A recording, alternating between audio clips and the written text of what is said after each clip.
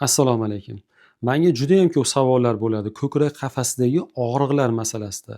Ya'ni ko'krak qafasida, orqa kuraklarda bo'lgan og'riqlar, to'sh suyagi ortida yoki ana shu yerlarda bo'lgan og'riqlar yurakdan bo'ladimi? Nima qilsam bo'ladi? Juda ham ko'p bo'layapti. Uzoq yillardan beri og'riydi. Harakatlansam og'rib qoladi, nafas olsam og'rib qoladi degan savollar juda ham ko'p bo'ladi. Bugun ana shu savollarga aniq, qisqa, lo'nda va tushunarli qilib video davomida javob beraman, inshaalloh. Kuzatishda davom eting. Avvalambor kelinglar yurak og'rig'i haqida gaplashaylik. Yurak og'risa insonda qayerda og'riq bo'ladi va qaysi vaziyatlarda bu og'riq kuchayishligi, yuzaga kelishligi, ya'ni belgi berishligi mumkin. Yurak og'rig'i shunaqa narsaki, yurakda, ya'ni bizni yuragimizda xuddi mana shu qo'limizni musht qiladigan bo'lsak, mana shu tepasidagi tomirlari bor-ku, yurakda ham mana shunday yuzasida tomirlari bor. Ya'ni ana shu tomirlar orqali uni koronar toj tomirlar deymiz, yurakni oziqlantiradi. Ya'ni yurak o'ziga oziq modda oladi. Biz bilamizki, organizmdagi oziq modda bizni qonimiz orqali keladi hamma organlarimizga. Endi ana shu yurakdagi tomirda agar 3 xil holat bor. O'z-o'zidan spazm bo'ldi, ya'ni torayish yuzaga keldi. Endi natijada bu yoqdan kelayotgan qon u tomonga o'tishi qiyinlashadi. Ya'ni yurakni oziqlantirgani kelayotgan qon yetarli miqdorda o'sha oziqlantiradigan joyga yetib bormaydi. Natijada yurakda og'riq paydo bo'lishi mumkin. Endi ikkinchi variant, ana shu tomirga tromb tiqilishi mumkin. Bu ikkinchi variant. Endi uchinchi varianti, mana shu tomirda xolesterin blyashkasi deymiz, ya'ni xolesterin plakchasi, ya'ni yog'dan hosil bo'lgan plakcha tomirni mana shunday holatda to'sib qo'yishligi natijasida yuzaga kelishligi mumkin. Endi shu holatlarda yurakda og'riq yuzaga keladi. Endi bu vaziyat, ya'ni yurakda qanday bo'lishligi haqida aytdik. Endi tashqi tomonda, ya'ni bizda qaysi vaziyatlarimizda shu holatlar bizga bilintirishligi mumkin. Endi inson jismoniy harakat qilgan vaqtda insonni o'zini yuragiga ham ko'proq oziq modda kerak bo'ladi harakat vaqtida.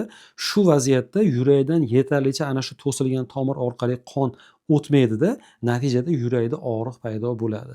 Endi bu og'riqlar insonni jismoniy harakatida yoki zinadan ko'tarilayotgan vaqtlarida, ovqatlanganda, ko'proq ovqat iste'mol qilganda, qon bosim o'ta baland ko'tarilgan vaqtda, o'ta qattiq stress vaqtlarida yoki homiladorlik vaqtlarida yuzaga kelishligi mumkin. Ular qayerda bo'ladi u og'riq? U og'riq insonda mana bu to'sh suyagimiz mana bu joyda, ana shu to'sh suyagini ichki qismida, orqa tarafida desak bo'ladi, qisuvchi yoki sanchuvchi turda paydo bo'ladi va insonda ko'proq vahima uyg'otadi. Ushbu og'riq odatda mana bu bizni jag'larimizga ham berilishligi mumkin. Orqa chap kuragimiz yoki orqa ikkala kuragimizni o'rta qismida ham paydo bo'lishligi mumkin. Va ushbu og'riq vaqtida yana boshqa og'riqlardan farqi shundaki, insonda ko'proq muzdek ter bosishligi, ko'proq mana bu peshona qismlarida, mana bu tepa qismlarda terlash yuzaga keladi. Va boshqa og'riqlardan farqli tomoni, yana qaytarib o'taman, vahimaliroq, xuddiki qo'polroq qilib aytganda insonda o'lim vahimasi yuzaga kelishligi mumkin ushbu og'riq natijasida. Endi bundan tashqari ushbu turdagi og'riqlar, ya'ni ko'krak qafasidagi og'riqlar nervga ham bog'liq bo'lishligi mumkin. Nervga bog'liqligi qanday?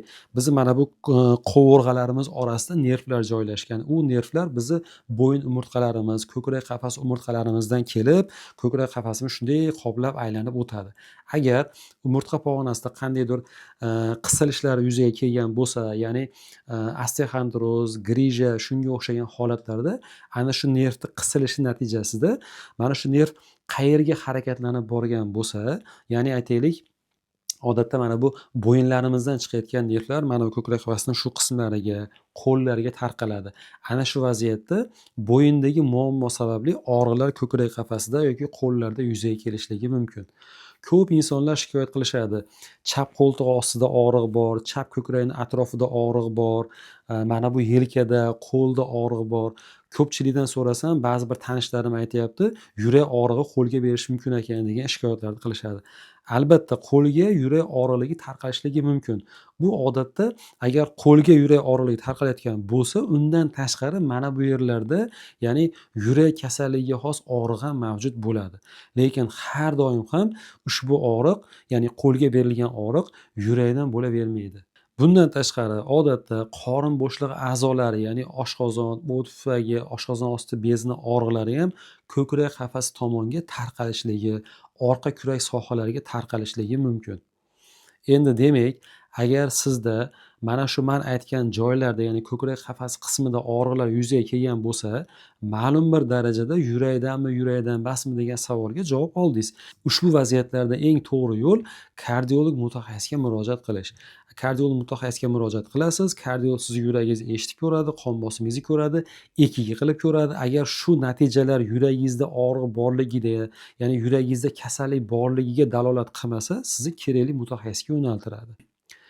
Mani kuzatishda davom eting. Agar sizni o'ylantirgan qanaqadir savollar bo'lsa, ushbu kasallik yoki boshqa turdagi kasalliklar haqida qanaqadir savollaringiz, sizni uzoq vaqtdan beri qiynayotgan holatlar bo'lsa, kommentariyada savolingizni qoldiring yoki telefon raqamimni kanalimda qoldirganman. Ushbu raqam orqali menga Telegram, WhatsApp orqali murojaat qiling. Imkon qadar qo'ldan kelgancha sizga maslahat beraman. Agar imkoni bo'lsa, muolaja yozib beraman. Agar imkoni yo'q bo'lsa, sizni kerakli mutaxassisga yo'naltiraman. Salomat bo'ling.